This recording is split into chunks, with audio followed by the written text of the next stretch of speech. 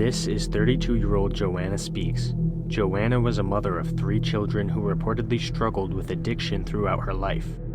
More recently, Joanna had begun to search for housing and guidance in order to get clean and become a part of her children's lives once again. Unfortunately, she would never get the chance to turn her life around.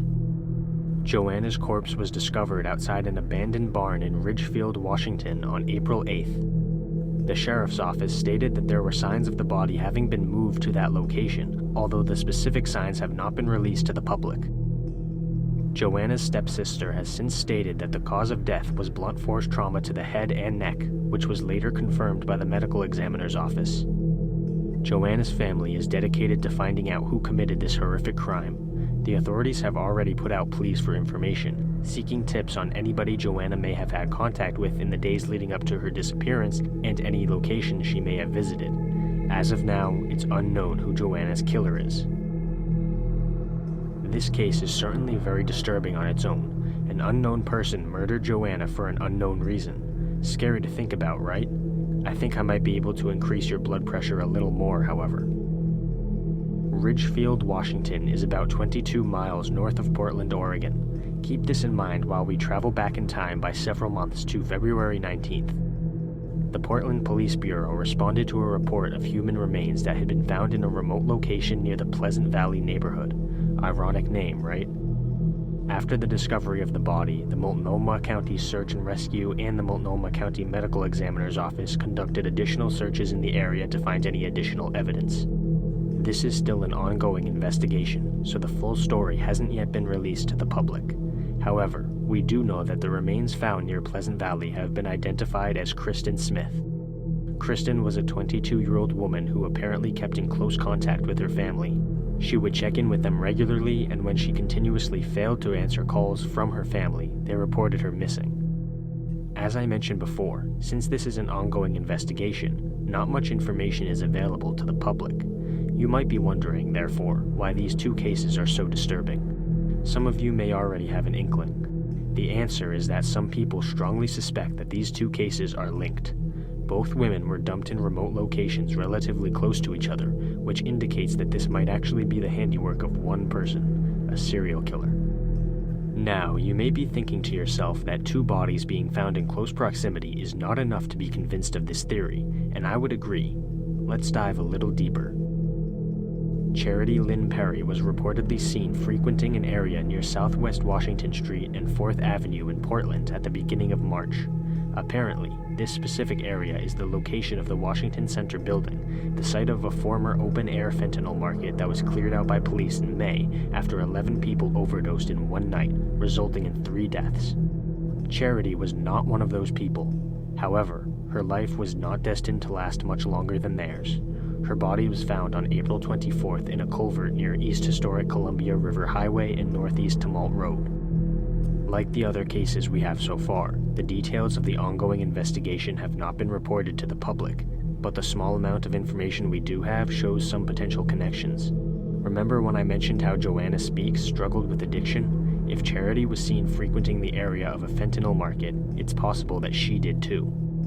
It would be a big coincidence that 2 women who may have struggled with addictions both turned up dead in similarly remote areas in close proximity to each other. Of course, this is all just speculation. Coincidences do happen in real life every day. Unfortunately, however, we're not done with these 3 cases. On the same day as the discovery of Charity's body, another body of another woman was found in the Lentz neighborhood of Portland.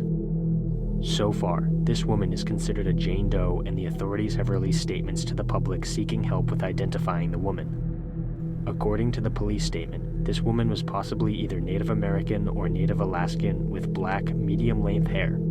She was 135 pounds and just over 5 feet tall. She had 2 scars on her left leg and 2 noticeable tattoos, a music note with a letter V on her upper chest and Buddha on her upper back. On April 30th, the body of 31-year-old Bridget Leanne Webster was discovered on Harmony Road in Polk County. According to the authorities, the last known area that Bridget was known to frequent was the Portland metropolitan area, including Milwaukee, Oregon City, and Portland. Investigators have been asking for help in this case as well. The final disappearance is that of 22-year-old Ashley Reel, who was last seen at a fast food restaurant on Southeast Division Street on March 27th. According to the police statement, she may have also been at the Gateway Northeast 99th Avenue Transit Center MAX station on the same day. They put out a plea for information, hoping to find Ashley before something happened to her, but they were too late. On May 7th, deputies responded to a report of a body in the Eagle Creek area. A man who had been fishing at a nearby pond had discovered Ashley's corpse in the forest. Since this discovery, the authorities have opened an investigation into her death and they suspect foul play. Now, I would be remiss if I wasn't fully transparent with you. The authorities have stated that there is no reason to believe these 6 cases are all connected. Not all of them are even being investigated as homicide cases, simply as suspicious deaths. They have also stated that the rumors flying around social media have been causing anxiety in the Portland area and that the information currently available to law enforcement does not indicate a connection. The potential connection based on possible drug addictions that I mentioned earlier is, as I said, mere speculation. Social media certainly does play a big role in dramatizing situations like this. Because we don't really know what happened to any of these women, I'll finish this section of the video by asking what you think. Do you agree with the communities of social media researchers who have posited the theory that Portland has a new serial killer lurking in its shadows, or do you agree with the authorities who believe these 6 cases are a mere coincidence with no evidence of a connection? It's certainly difficult for the public to settle on one solid answer with so much information being held back by the investigators, and either side could be true. For the sake of those who live in and around Portland, I hope the authorities are right that this is just a coincidence. However, if they're wrong, the disturbing question lingers in our minds. When will this person or group of people strike next, and who will their next target be?